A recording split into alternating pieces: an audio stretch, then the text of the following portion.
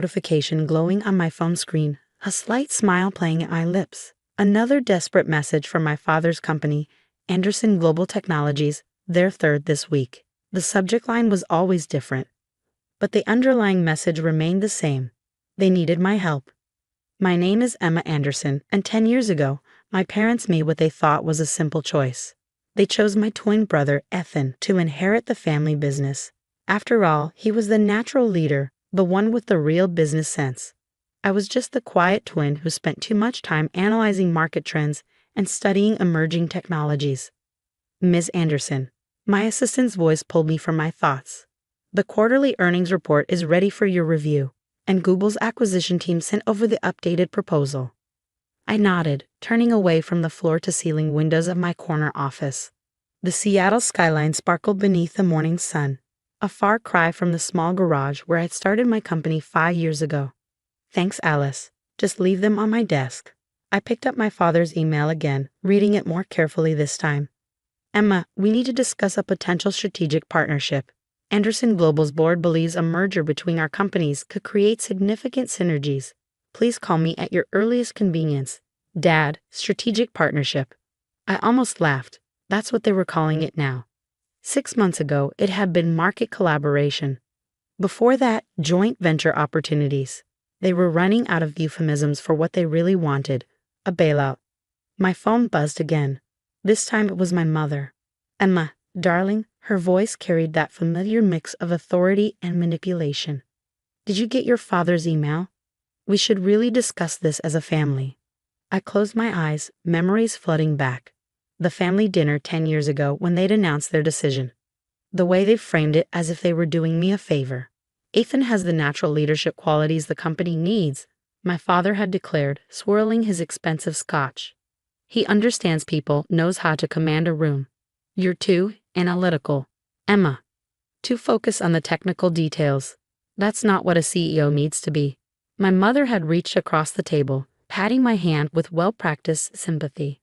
Besides, sweetheart, you've always been more comfortable behind the scenes. This way, you can support your brother without all the pressure of running the company. I remembered Ethan's smug smile, the way he'd straightened his shoulders, already practicing his executive posture.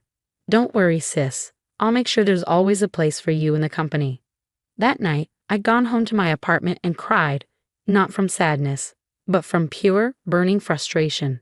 They'd never seen me, never really understood what I was capable of. To them, I was just the quiet twin, the careful one. The one who didn't fit their image of a business leader. Emma, my mother's voice brought me back to the present. Are you there? Yes, Mom. I got the email. I kept my voice neutral, professional, but any potential partnership would need to go through proper channels. Have your team contact our corporate development office. Oh, Emma, she sighed. Why do you always have to make things so formal? We're family. Family. The word hit differently now. Yes, we are. And 10 years ago, our family made a very clear decision about leadership. I'm just honoring that decision. You're still holding on to that. Sweetheart, we did what we thought was best. And look at you now, you've done so well for yourself with your little tech company. My little tech company that was now worth $4.2 billion. Anderson Global's market cap had dropped to less than half that under Ethan's leadership. Mom, I need to go. I have a board meeting in 10 minutes. It wasn't true, but she didn't need to know that. Just think about it, please. Your brother's having a hard time. The market conditions, the new competitors. It's been challenging. I ended the call, turning back to the window. Challenging didn't begin to describe Ethan's situation. Under his leadership, Anderson Global had missed every major tech trend of the last decade. While they were still pushing outdated enterprise software, I built Nova Technologies into a leader in artificial intelligence and machine learning. The irony wasn't lost on me. The technical details they dismissed as a weakness had become my greatest strength. While Ethan was perfecting his executive image, I was studying the technologies that would reshape the industry. My intercom buzzed. Ms. Anderson, the team from Tesla is here for the partnership discussion. I straightened my blazer, pushing thoughts of family drama aside. Send them in. As I walked to the conference room, I passed the wall of achievements that lined our main hallway. Industry awards, patent certificates, magazine covers featuring my face. The Queen of AI. Tech's Rising Star. 30 under 30. Each one a quiet rebuttal to those who'd underestimated me. But the most satisfying article was the most recent one. Anderson Global struggles as Nova Technologies soars. The subtitle was particularly sweet. Twin CEOs, Divergent Paths. The Tesla executives rose as I entered the room, eager to discuss implementing Nova's AI systems in their next generation of vehicles. This was what real business leadership looked like, not commanding a room with charisma, but creating something so valuable that the room came to you. My phone buzzed one more time. A text from Ethan. Come on, Em. Help me out here. For old time's sake. I put the phone away without responding. Old time's sake. The old times were exactly why I'd built Nova Technologies. Every dismissal, every underestimation, every patronizing pat on the head have fueled my determination. They'd chosen their CEO 10 years ago. Now it was time for them to live with that choice. But as I began my presentation to the Tesla team, I couldn't help but smile slightly, because the best part? This was just the beginning.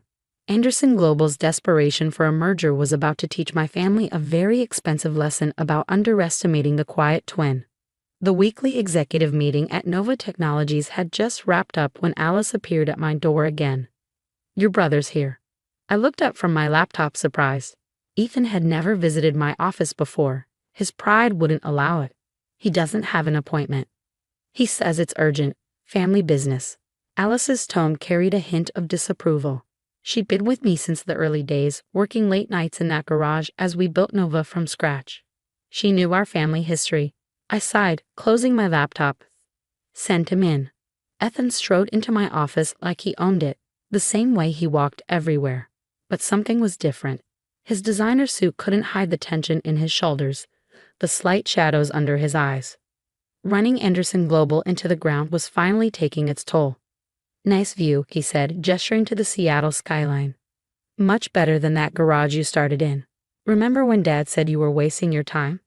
I remember everything, Ethan. I kept my voice neutral. What do you want? He turned to face me, and for a moment, I saw a flicker of the brother I'd grown up with. Before the competition, before the bitterness. We need to talk about the merger. There is no merger discussion. I already told Mom. Our stock dropped another 15% yesterday, he cut in. The board is talking about replacing me. I leaned back in my chair. And this concerns Nova Technologies how?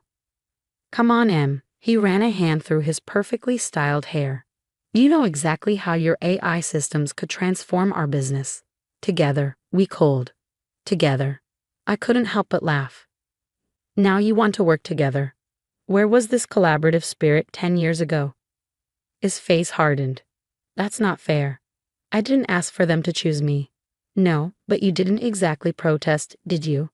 I stood up, walking to the window. You were so sure you were the right choice. The natural leader. How's that working out? Is that what this is about? Revenge? He stepped closer. You built all this just to prove a point. I turned to face him. I built this because I saw where the industry was going while you were busy playing CEO.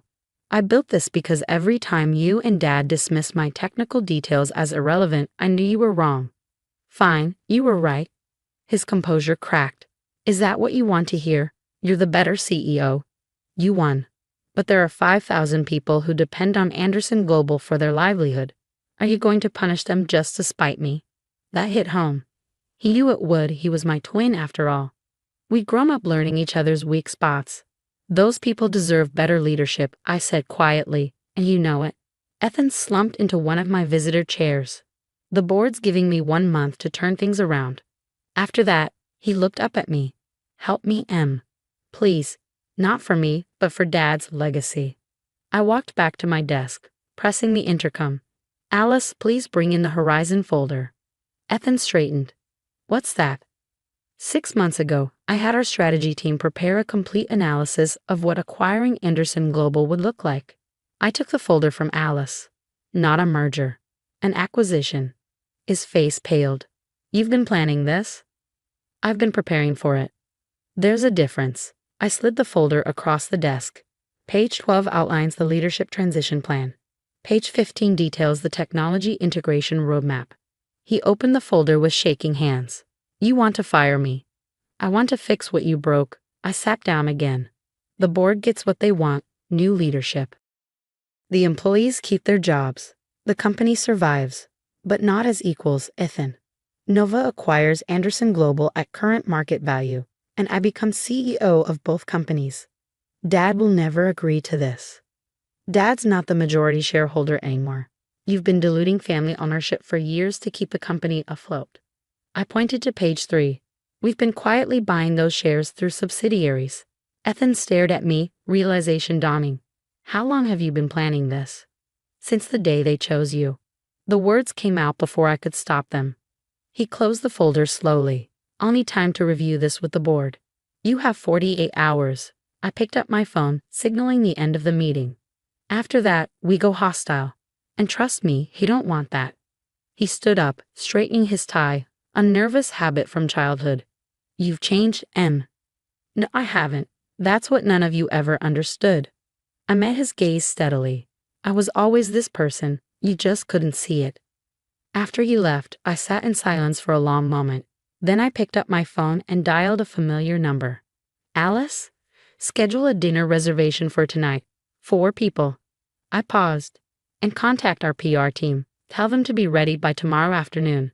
It was time to have one last family dinner, but this time, I would be the one making the announcements.